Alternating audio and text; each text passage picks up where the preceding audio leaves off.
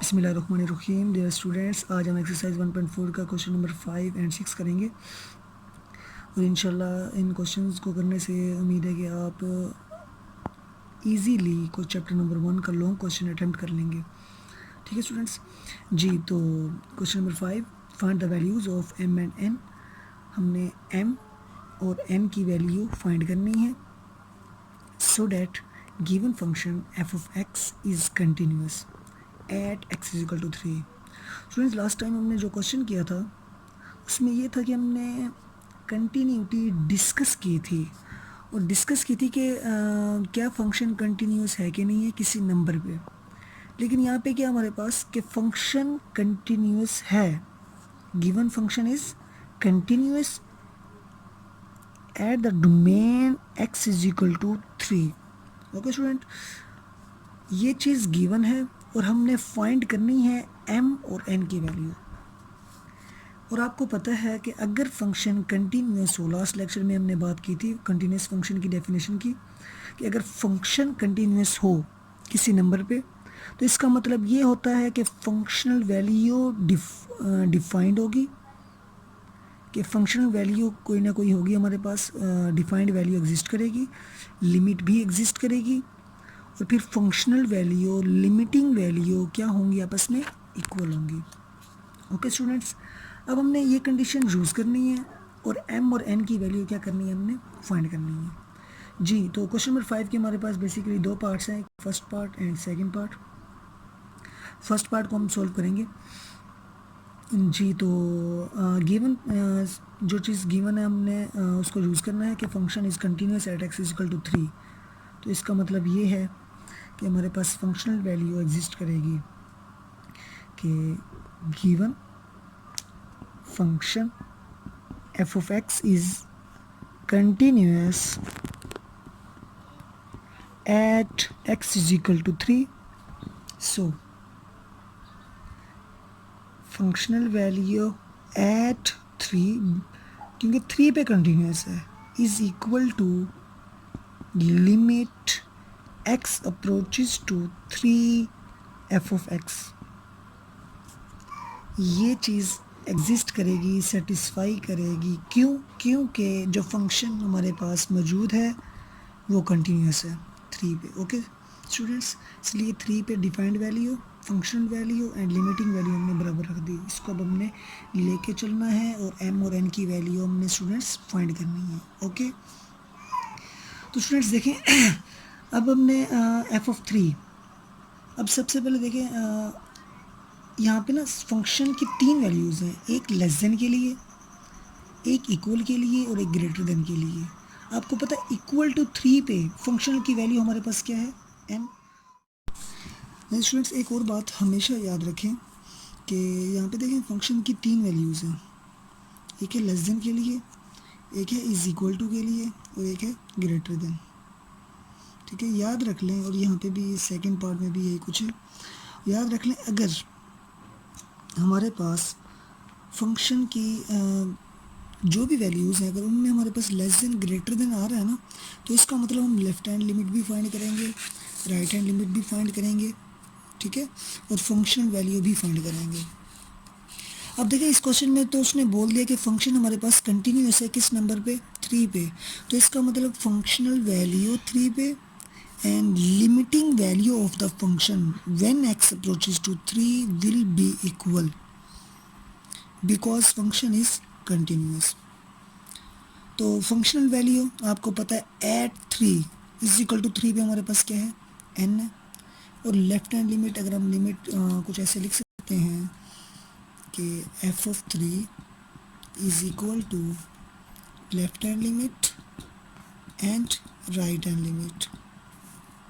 तो अब मज़ीद f of 3 is equal to लिख सकते हैं, लेफ्ट हैंड लिमिट का मतलब लिमिट x अप्रोचेस टू 3, ऊपर छोटा सा माइनस f ऑफ x, उसके बाद लिमिट x अप्रोचेस टू 3 और छोटा सा ऊपर क्या लगा देंगे, प्लस लगा देंगे। ठीक है, और ये हमारे पास क्या आ जाएगा, यहाँ पे function f of x। Okay हो गया। तो देखिए भाई F of 3 at 3 is equal to 3 पे फंक्शन की वैल्यू हमारे पास क्या है n, और जब ऊपर माइनस तो इसका मतलब less than, when x less than 3, when x less than 3 तो फंक्शन की वैल्यू हमारे पास क्या आएगी mx, यहाँ पे आ जाएगा limit x approaches to 3 minus, और यहाँ पे फंक्शन की वैल्यू क्या आ जाएगी mx इज इक्वल टू, और जब हमारे पास प्लस इसका मतलब राइट हैंड लिमिट, और राइट हैंड लिमिट में फंक्शन की हम वो वैल्यू लेंगे जहाँ पे x डोमेन में ग्रेटर देन आएगा, ठीक है। तो x ग्रेटर देन 3 के लिए फंक्शन की वैल्यू हमारे पास क्या आ जाएगी -2x प्लस 9। ओके स्टूडेंट्स जी।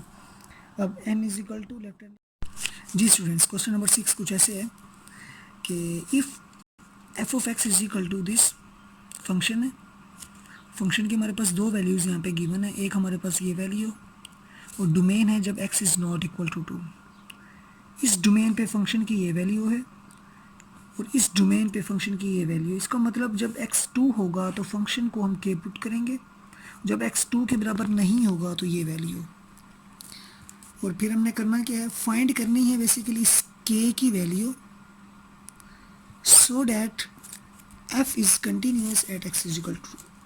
स्टूडेंट्स बिल्कुल वैसे ही क्वेश्चन है जैसे अभी हमने लास्ट टाइम किया कि हमारे पास फंक्शन कंटिन्यूस अगर हो 2 पे तो हमने k की वैल्यू फाइंड करनी है। स्टूडेंट्स बहुत easy, given function f of x is continuous at x is equal to 2। सो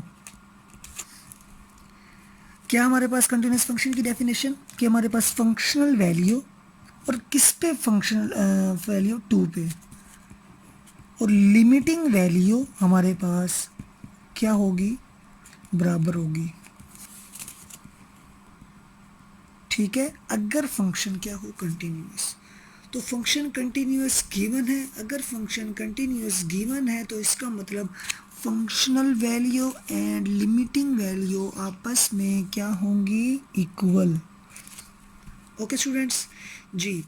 अब देखें जी स्टूडेंट्स, क्वेश्चन नंबर 6 कुछ ऐसे है कि if f of x is equal to this function है, फंक्शन की हमारे पास दो वैल्यूज़ यहाँ पे गिवन है, एक हमारे पास ये वैल्यू और डोमेन है जब x is not equal to 2, इस डोमेन पे फंक्शन की ये वैल्यू है और इस डोमेन पे फंक्शन की ये वैल्यू। इसका मतलब जब x 2 होगा तो फंक्शन को हम k पुट करेंगे, जब x 2 के बराबर नहीं होगा तो ये वैल्यू, और फिर हमने करना क्या है फाइंड करनी है बेसिकली k की value so that f is continuous at x is equal to. Students बिल्कुल वैसे ही क्वेश्चन है जैसे अभी हमने लास्ट टाइम किया कि हमारे पास फंक्शन कंटिन्यूस अगर हो 2 पे तो हमने k की वैल्यू फाइंड करनी है। स्टूडेंट्स बहुत easy, given function f of x is continuous at x is equal to 2।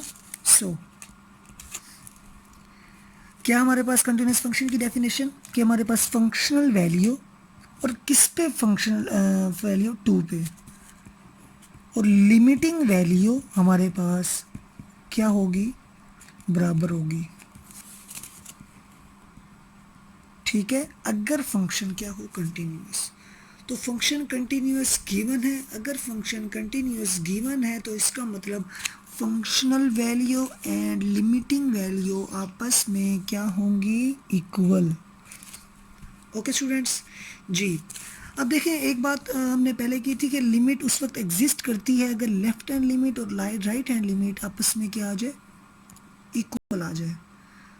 अब देखें गौर से क्वेश्चन को देखें, क्वेश्चन में हमारे पास कहीं पे आपको डोमेन में ना तो लेस देन नज़र आ रहा है और ना ही ग्रेटर देन, तो इसका मतलब ये है कि यहाँ पे लेफ्ट हैंड लिमिट भी फाइंड नहीं करनी पड़ेगी और राइट हैंड लिमिट भी फाइंड नहीं करनी पड़ेगी। ओके स्टूडेंट्स याद रख लें, स्टूडेंट्स काफ़ी कंफ्यूज होते हैं इस मामले में कि लेफ्ट हैंड लिमिट और राइट हैंड लिमिट किन क्वेश्चन में यूज़ करनी है। Left hand limit right hand limit हमेशा हम उस वक्त फाइंड कर सकते हैं या फाइंड करने की पोजीशन में होते हैं जब लेस देन और ग्रेटर देन जैसी इनइक्वालिटी यहाँ पे हो। अब यहाँ पे ना तो लेस देन कहीं पे नज़र आ रहा है ना ही ग्रेटर देन, तो इसका मतलब यहाँ पे हम left hand limit right hand limit find नहीं कर सकते, इसलिए हम डायरेक्ट लिमिट फाइंड करेंगे। तो देखें फंक्शनल वैल्यू एट टू पे फंक्शनल वैल्यू हमारे पास क्या है कि is equal to limit X approaches to 2, और ये हमारे पास जो सेकंड वैल्यू है फंक्शन की वो हम पुट कर देंगे 2x+5 square root minus X plus 7 square root over x minus 2। अब देखिए हमने के फाइंड करना था और इजीली हम के फाइंड कर सकते हैं अगर हम इस राइट हैंड साइड पे इस लिमिट को अप्लाई कर दें। ठीक है स्टूडेंट्स, अब देखें अगर हम गौर से देखें राइट साइड पे अगर हम लिमिट को इस पे अप्लाई करें तो हमारे पास जो आंसर आएगा वो आएगा 0/0 फॉर्म। और याद रख लें जब भी लिमिट हमारे पास अप्लाई करने से आंसर 0/0 आए फंक्शन की लिमिट, तो हमने क्या करना होगा, हमने हमेशा कोई ना कोई अलजेब्राइक टेक्निक लगानी होगी।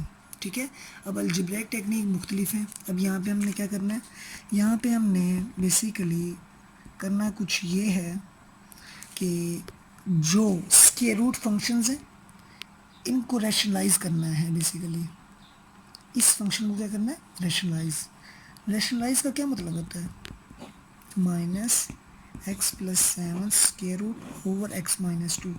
स्टूडेंट्स रैशनलाइज का मतलब ये होता है कि जो हमारे पास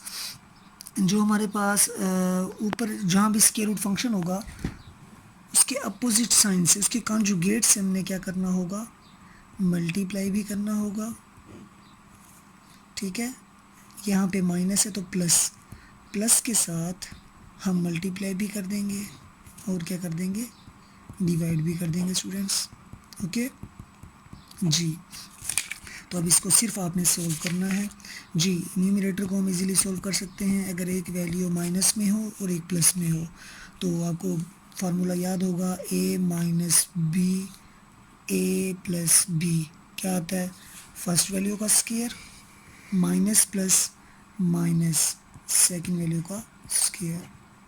फर्स्ट वैल्यू का स्क्वायर आ जाएगा माइनस सेकंड वैल्यू को क्या आ जाएगा हमारे पास, square over x minus 2x plus 5 square root plus x plus 7 square. Okay student ji, अब देखें स्क्वायर रूट से कैंसिल, ये भी कैंसिल, तो ऊपर हमारे पास क्या आ जाएगा, limit x approaches to 2x plus 5 minus को अंदर मल्टीप्लाई करेंगे तो दोनों साइन क्या हो जाएंगे हमारे पास, चेंज। तो x minus 2x plus 5 square root plus x plus 7 square root. जी स्टूडेंट्स, अब हमने क्या करना है, अब इसमें हमने लिमिट अप्लाई कर देनी है। जहाँ जहाँ पे x है वहाँ पे हमने क्या पुट कर देना है 2, तो क्या आ जाएगा ऊपर हमारे पास यहाँ पे एक और चीज़ हम यहाँ पे कर सकते हैं लिमिट अप्लाई करने से पहले, लिमिट सिंप्लीफाई थोड़ा कर दें, 2x में से x माइनस किया तो क्या हमारे पास x, 5 माइनस 7 क्या आ जाएगा हमारे पास -2, और नीचे भी हमारे पास x minus 2x plus 5 square root plus x plus 7 square root. Okay student, अब और से देखें x माइनस 2 से क्या हो जाएगा, कैंसिल आउट जी। तो हमारे पास आंसर आ जाएगा limit x approaches to 2 1 over 2x plus 5 square root plus x plus 7 square root. जी स्टूडेंट्स, अब हमने क्या करना है, आसानी से हम कर सकते हैं कि डिनोमिनेटर में जहाँ जहाँ पे आपको x नज़र आ रहा है वहाँ पे क्या पुट कर देंगे 2, तो यहाँ पे आ जाएगा 1 ओवर, यहाँ पे x की जगह 2 पुट करें, 2 2 या 4 प्लस 5 प्लस 2 प्लस 7 हमारे पास क्या हो जाएगा 9, तो आंसर आ जाएगा 1 ओवर 9 प्लस 9, तो आंसर हो जाएगा 1 ओवर 6। ओके स्टूडेंट्स, बहुत ही आसानी से हमने k की वैल्यू फाइंड कर ली, तो इस तरीके से हम कर सकते हैं। ओके।